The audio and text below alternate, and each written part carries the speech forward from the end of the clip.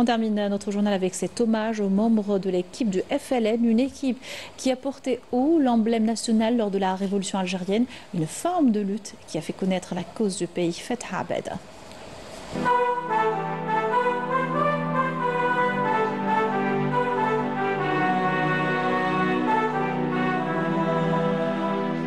Il y a un peu plus de 66 ans, précisément en avril 58, l'équipe de France se préparait au mondial en Suède. Elle faisait partie des favoris grâce à ses enfants d'émigrés polonais, Kopa et Piantoni, mais surtout grâce à ses Algériens Zitouni, Merloufi et Bentifour. Quand les 13 et 14 avril, 12 joueurs fuient leur club français. 4 joueurs manquent à Monaco, le milieu double champion de France, Bentifour, le défenseur Zitouni, alors convoité par le Real de Madrid, ainsi que Merloufi et Boubker.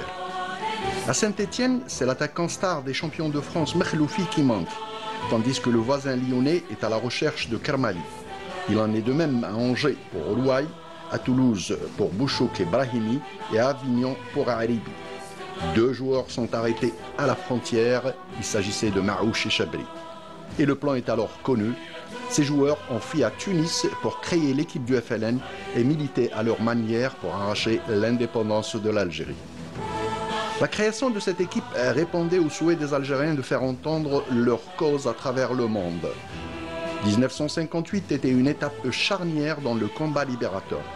2 ans plus tôt, en mars 1956, et à l'appel du FLN, les clubs musulmans se sont retirés des compétitions organisées sous l'égide de la Fédération française de football.